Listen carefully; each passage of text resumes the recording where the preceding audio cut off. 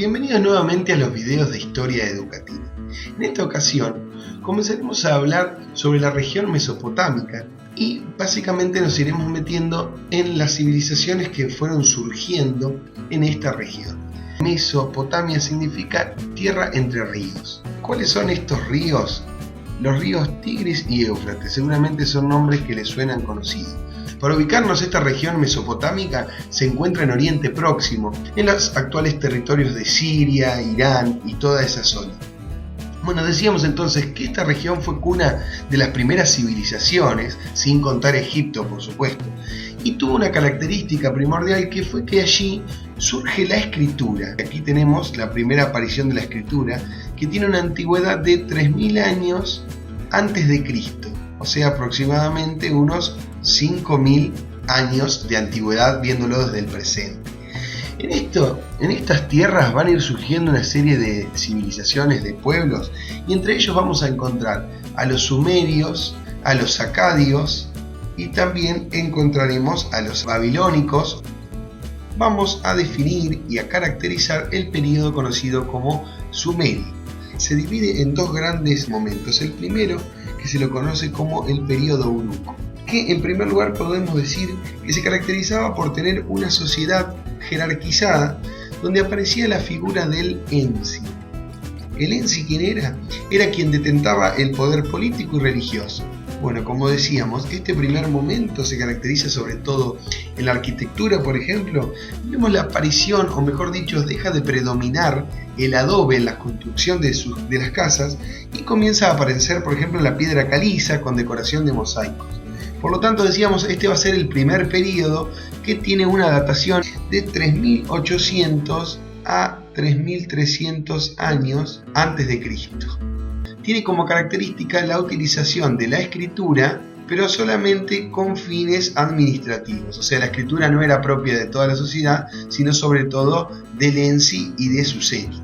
Luego, en un segundo momento, conocido como el periodo dinástico arcaico, que se extiende aproximadamente desde los 2900 años antes de Cristo hasta los 2300 aproximadamente, también antes de Cristo. Este periodo se va a caracterizar por una proliferación de las ciudades por los nuevos territorios, o sea, todas estas ciudades como Lagash, como Nippur, que pertenecen a la civilización de los sumerios, y que aparece, por ejemplo, una característica que va a ser las ciudades van a estar amuralladas. O sea, como estamos hablando de una expansión, generalmente las ciudades son amuralladas para evitar o para frenar futuras invasiones.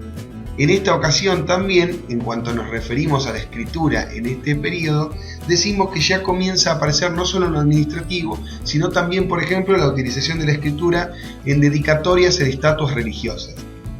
Aproximadamente hacia el año 2350 a.C., aparece la figura de Sargón de Akkad. Toma el poder usurpándolo en la ciudad de Kish, que era una de las ciudades sumerias por excelencia.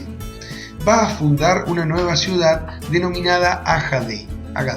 Esta va a ser el centro neurálgico desde el cual va a emprender todas sus conquistas. Se puede decir que el imperio que formó Sargón es considerado el primer gran imperio de la historia.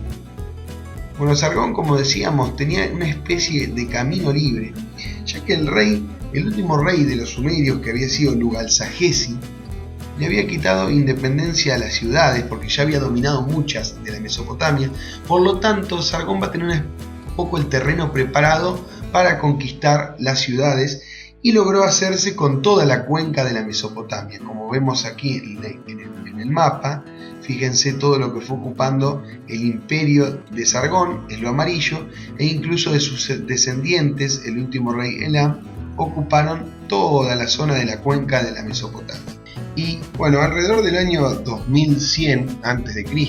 aparece en escena Ur-Nammu, que tomó el poder una vez que habían caído los acadios y fundó lo que se conoce como Tercer Dinastía de Ur. Entonces hablamos de este renacimiento sumerio, es la etapa conocida como la Tercer Dinastía de Ur. Bueno, Ur-Nammu básicamente, ¿qué hizo? Lo que le interesaba era unificar a las ciudades de Sumeria. Por lo tanto, lo que hizo fue llevar a cabo una serie de reformas administrativas lo que llevó a que las ciudades pasaran a perder un poco de libertad a cambio de estar bajo el dominio común de este rey que era Ur-Nammu. Entre las reformas administrativas encontramos el Código de Ur-Nammu, que lo que plantea básicamente son una serie de disposiciones o de enunciados sobre las condenas a cumplir en caso de caer en crímenes o digamos o estafas económicas o robos y demás. Este fue el primer antecedente del código que va a ser en Babilonia Hammurabi. Bueno, decíamos entonces, Ur-Nammu se proclamó a sí mismo rey de Akkad y de Sumer. Por lo tanto, ejerció el poder y luego sus descendientes, que iba a durar hacia aproximadamente el 2003 a.C., periodo en el cual los amorreos saquearon la ciudad de Ur, dando finalización a este periodo conocido como Renacimiento Sumerio.